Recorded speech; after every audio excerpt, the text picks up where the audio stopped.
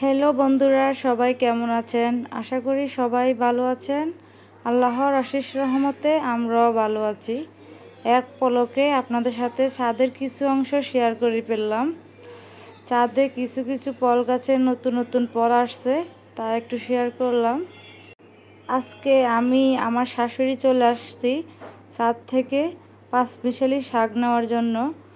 যেহেতু কয়েকদিন যাবৎ গরুর মাংস খেতে খেতে সবার অবস্থা খারাপ, এখন আর গরুর মাংস খেতে ভালো লাগে না, তাই ছাদ থেকে বিভিন্ন রকমের শাক তুলতেছি। আর শাকগুলো একদম টাটকা ছিল, কচকচে, খুবই ভালো লাগছে শাকগুলো তুলতে। অন্যদিকে কিন্তু অনেক গরম ছিল, রোদের এমন তাপ ছিল যে শাক তুলবো মানে তার কোনো উপায় নেই, কিন্তু ভালোই লাগতেছে শাকগুলো তুলতে, তাই রোদের দিকে আর ওইভাবে খেয়াল করি নাই। আমরা আমাদের মতো করে শাকগুলো তুলে নিলাম।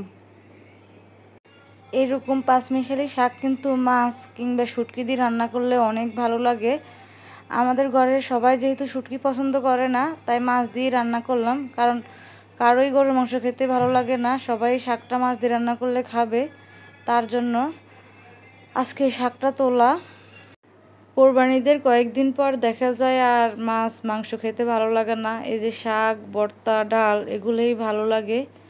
এগুলা হলে মনে হয় অনেকগুলা ভাত খাওয়া যায়। ঈদের পরের দিন কিন্তু আমার শাশুড়ি ভর্তা বানিয়েছে। আমি কিন্তু ভর্তা বানাইতে অনেক আলসামি করি, এই জন্যে আর বানাই নাই।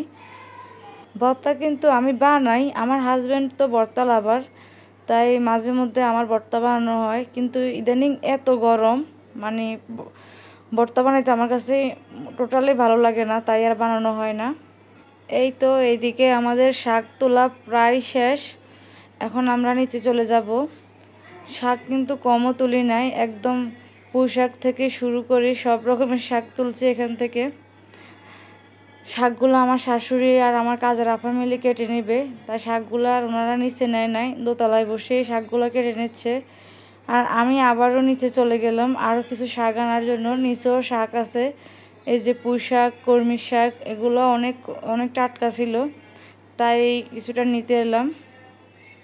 এগুলা কিন্তু আমাদের না, এগুলো আমাদের ভাড়াটিয়াদের, ওনারা এগুলা লাগাইছিল, কিন্তু ঈদে যেহেতু ওনারা বাড়িতে চলে গেছে, ওনারা আমাদেরকে বলে গেছে খেতে মন চাইলে এখান থেকে শাক নিয়ে খাওয়ার জন্য, তাই এখানে আসলাম কিছু শাক নেওয়ার জন্য।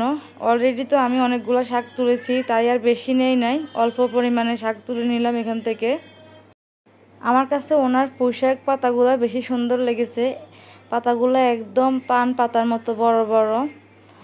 এই তো চলে আসলাম রান্না করার জন্য। আজকে রান্না করব গরুর মগজ দিয়ে, নারকেল দিয়ে। আর গরুর মগজটাকে আমি সুন্দরভাবে গরম পানিতে ভিজিয়ে রেখেছি, যাতে করে মগজের রগগুলা উঠাইতে আর আমার ঝামেলা না হয়। আর কিছুক্ষণ ভিজিয়ে রাখলে মগজ পরিষ্কার করতে অসুবিধা হয় না, ইজিলি পরিষ্কার হয়ে যায়। তারপরও আমার কাছে অনেক বিরক্ত লাগে, এগুলো কেমন মানে ছিঁড়ে বেড়ে হাতে চলে আসে, ভালো লাগে না। কি করব, তারপরও বাধ্যতামূলক এটা করতে হবে, করেছি। এই তো এখানে মশলা কষিয়ে নিচ্ছি মগজ রান্না করার জন্য। আর এই মগজটা যদি একদম তেলের উপরে ভাজা ভাজা করে ভুনা করা হয়, খেতে কিন্তু অনেক ভালো লাগে। আগে ওইরকমভাবে খেতাম না, কিন্তু এখন খাই। আসলে বিয়ের পর সব মেয়েদের রুচি চেঞ্জ হয়ে যায়, যা বিয়ের আগে খাওয়া হইতো না, এখন বিয়ের পরে সব কিছুই খাওয়া হয়। এখন কেউ জোর না করলেও কেন জানি মন চায় খেতে, এই খাবারগুলো এখন খেতে ভালো লাগে। বিয়ের আগে কিন্তু আমি নারকেলের তরকারি একদমই পছন্দ করতাম না, আর এখন মনে হয় একটু শসার সাথে নারকেল দিলে ভালো লাগে। এই যে মগজ, নারকেল ছাড়া তো আমরা ভুনাই করি না। বিভিন্ন রকমের তরকারি আছে, দেখা যায় নারকেল দিয়ে রান্না করলে অনেক ভালো লাগে। আজকে আর বেশি কিছু রান্না করব না, মগজ ভুনা করব আর মাছ দিয়ে ওই যে পাঁচমিশালি শাক তুলেছি ওগুলো রান্না করব। আর ঈদের পর তো আমরা কোথায় দাওয়াতে যাই নাই, আমার হাজব্যান্ড কোরবানি ঈদের পর দাওয়াত একদমই পছন্দ করে না, তাই আর কোথায়ও বের হওয়া হয় নাই। আর এই তো কয়েকদিন পর, ঈদের 3 দিন পর এখন আমি আমার বোনের বাসায় আমার মায়ের কাছে বেড়াতে যাব, তাই এখন বেশি কিছু রান্না করলাম না, মগজ ভুনা করলাম। আর আগের অল্প একটু মাংস ছিল, আমার ছেলে মেয়ে তো পাতাও খাবে না, এই যে গরুর মগজ এগুলোও খাবে না, ওদের জন্য একটু মাংস রেখে দিয়েছিলাম। মাংসটা সকালে নাস্তার সাথে ছিল, তাই ওইখান থেকে একটু ওদের জন্য রেখে দিয়েছিলাম। এই তো এখানে আমার পাতা রান্না করা শেষ। আমরা যেহেতু বিকেলে বের হব কুমিল্লার উদ্দেশ্যে, তাই তাড়াহুড়া করে রান্না বান্না করে আবার ব্যাগপত্র সব কিছু গুছিয়ে নিলাম। আর বাইরে তো অনেক গরম, তার জন্য রাত করে যাচ্ছি। দিনে দেখা যায় রোদের অনেক তাপ। এখানে আমি রেডি হয়ে প্রায় 1 ঘন্টার মতো বসে আছি, কিন্তু আমার হাজব্যান্ড আসার কোনো খবর নেই। উনি 1 ঘন্টা পরে আসলো, আমাদেরকে রেডি করে রাখছে এদিকে। এই তো আমরা বের হওয়ার পর বাসে ওঠার পর ঝুম বৃষ্টি শুরু হলো। আর জ্যাম জট তো আছে, জ্যামে থাকতে থাকতে আমাদের কিন্তু অনেক ক্ষুধা লেগে গেছে।